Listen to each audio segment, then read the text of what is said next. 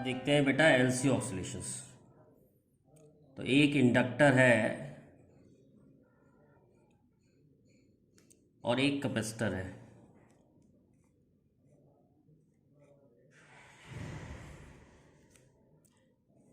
Capacitor के across battery लगी है।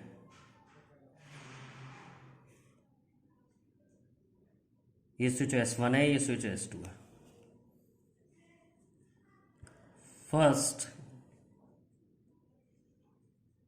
switch S1 is pressed. First switch S1 is pressed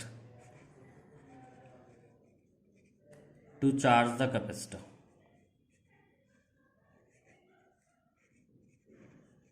पहले हम स्विच S1 प्रेस कर रहे हैं जिससे हमारा कैपेसिटर चार्ज हो जाएगा। Now switch S1 is open and S2 is closed. S1 को ओपन कर दिया और S2 को क्लोज कर दिया। The charge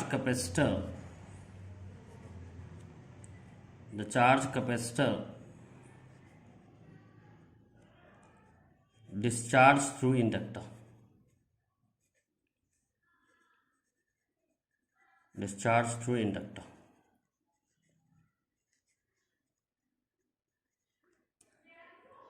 Initially, energy stored in capacitor is half Q naught square upon C, where Q naught is maximum charge.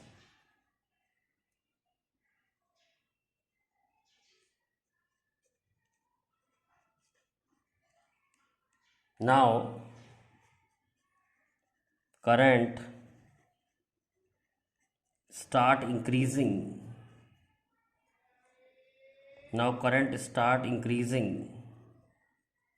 In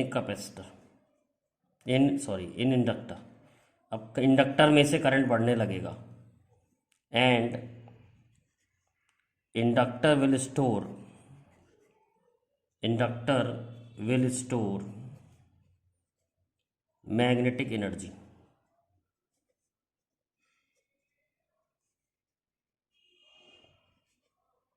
given by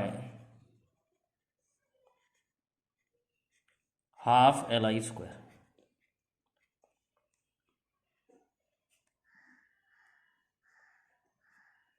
When inductor store maximum energy,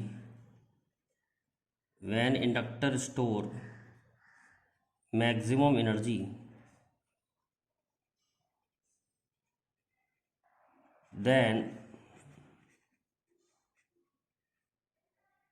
since inductor does not allow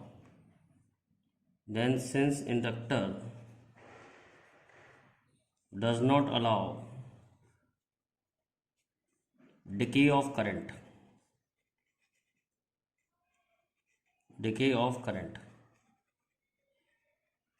current start flowing in same direction.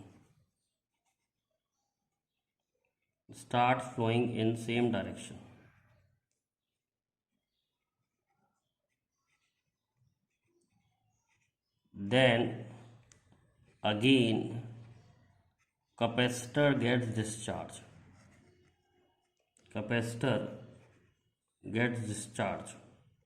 Then again capacitor gets charged, but in opposite direction.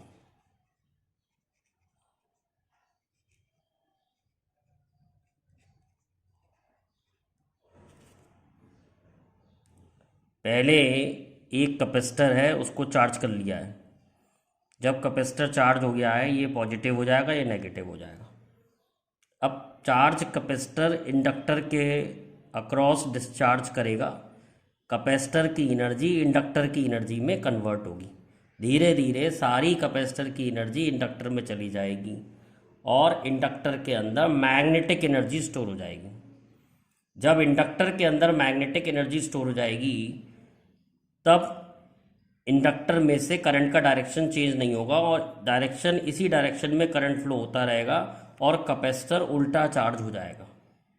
जब capacitor उल्टा charge हो जाएगा तो process repeat होगा but different direction में। अब current इस direction में बढ़ेगा और फिर इंडक्टर दोबारा से एनर्जी स्टोर करेगा। तो हम देखेंगे एनर्जी कैपेसिटर से इंडक्टर में जाएगी और इंडक्टर से कैपेसिटर में जाएगी। इलेक्ट्रोस्टैटिक एनर्जी मैग्नेटिक एनर्जी में कन्वर्ट होगी और मैग्नेटिक एनर्जी इलेक्ट्रोस्टैटिक एनर्जी में कन्वर्ट होगी और ऑक्सीलेशंस प्रोड्यूस होंगे करंट के। पहले करंट एक डायरेक्शन में होगा, फिर बाद में करंट दूसरे डायरेक्शन में होगा। इस तरीके से एलसी सर्किट के अंदर ऑक्सीलेशंस प्रोड्यूस होते हैं। अब हम इसकी फ्रीक्वेंसी निकालेंगे कि कितनी फ्रीक्वेंसी के ऑक्सीलेशंस होंगे। तो हम जानते हैं, किरचॉफ लॉ लगाते हैं, इंडक्टर कैपेसिटर के वोल्टेज Q/C और इंडक्टर की voltage -L/di/dt is equal to 0। तो -L/di/dt plus Q/C is equal to 0। क्योंकि चार्ज कम होगा इसलिए हम लिख सकते हैं I is equal to -dQ/dt। तो I की जगह रख देंगे -dQ/dt plus Q/C equal to 0। तो ये आ जाएगा L/d² plus dt² plus Q/C is equal to 0। d²Q upon dt² plus Q/LC is equal to 0। ये इक्वेशन SHM की इक्वेशन से मिलती जुलती है। SHM की इक्वेशन होती है d² upon dt² plus ω² is equal to 0। तो y और q यहाँ एक ही चीज़ है, तो हम कंपेयर करें तो ω² की वैल्यू आ रही है 1/LC। तो ओमेगा की जो वैल्यू आ रही है वो आ रही है 1/√LC। ओमेगा होता है 2πf, तो 2πf is equal to 1/√LC। तो f की वैल्यू आ रही है 1/2π√LC। This is natural frequency of oscillation in LC circuit. क्या है ये नेचुरल फ्रीक्वेंसी है, natural frequency of oscillation in LC circuit.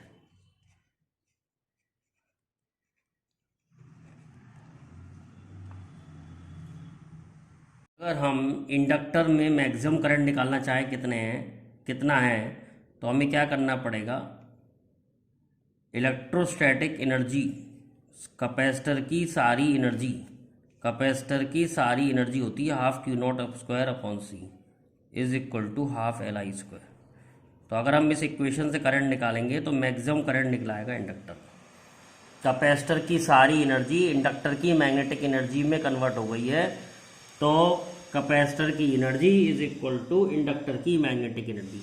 इस टाइप से निकालेंगे तो मैक्सिमम करंट निकलाएगा कितना है इंडक्टर में से।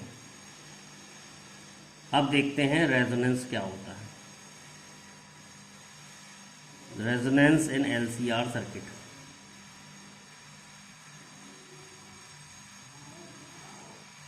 Resonance in LCR circuit.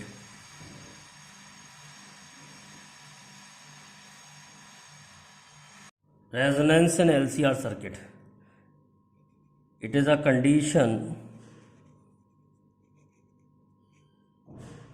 in which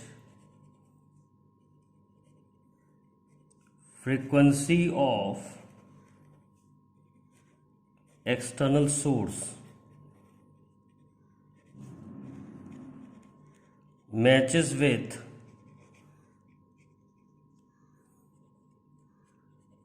natural frequency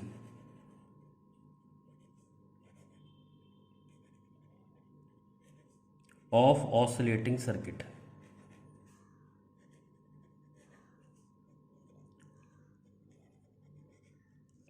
हमें मालूम है RLC सर्किट में Z का फॉर्मूला क्या होता है,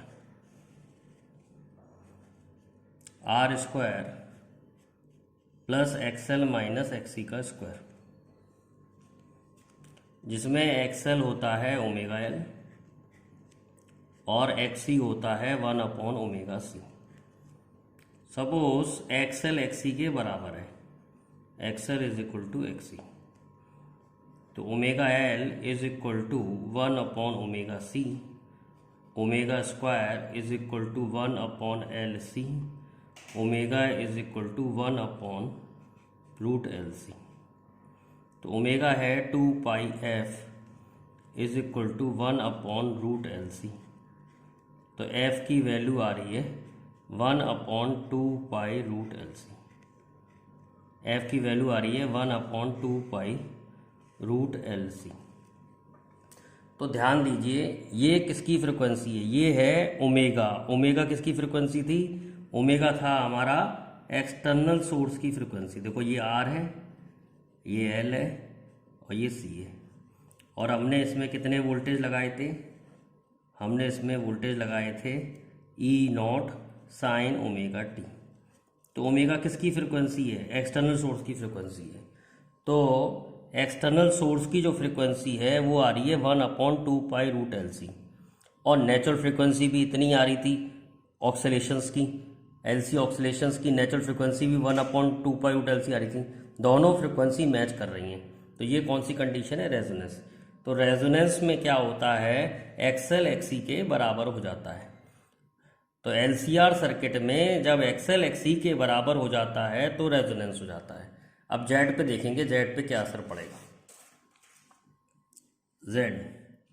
Z का फॉर्मूला है R² plus XL minus XC का स्क्वायर।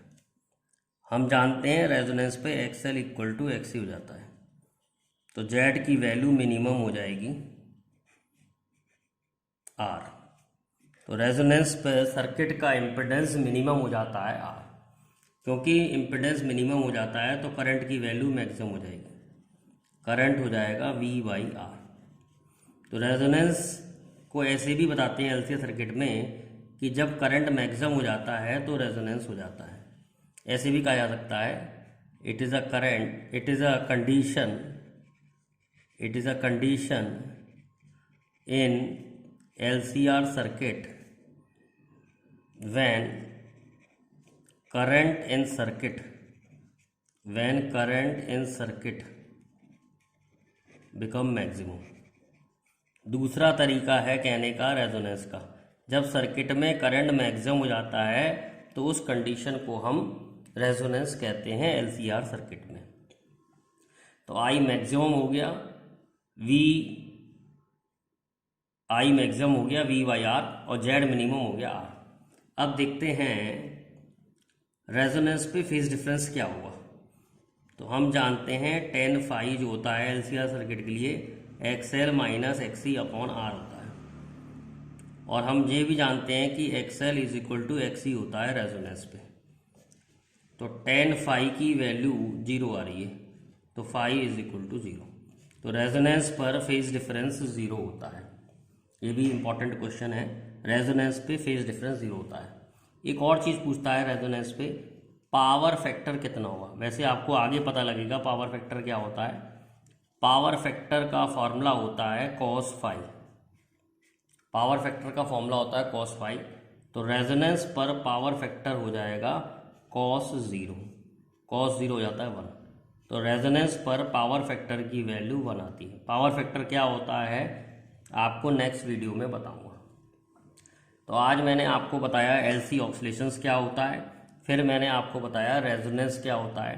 रेजोनेंस पे करंट की वैल्यू मैक्सिमम हो जाती है और रेजोनेंस पे Z की वैल्यू मिनिमम हो जाती है। इसका ग्राफ बना के देख लेते हैं कि इसका ग्राफ कैसा आता है।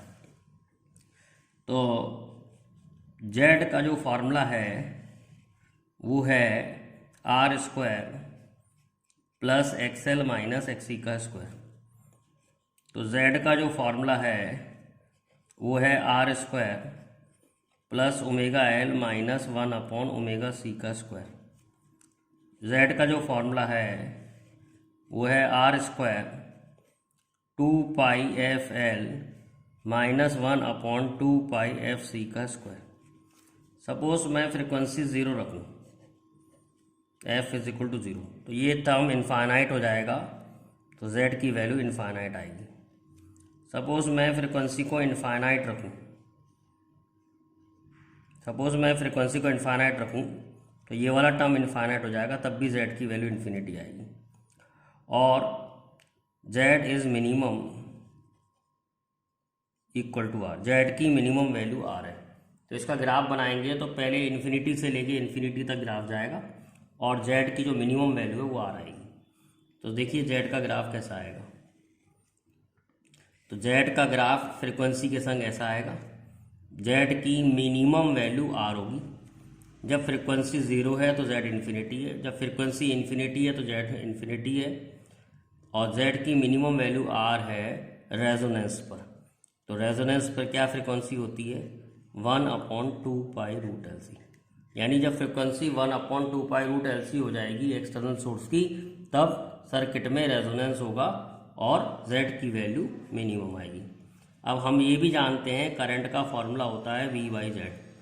तो करंट का ग्राफ जो है इम्पिडेंस के ग्राफ के उल्टा बनेगा।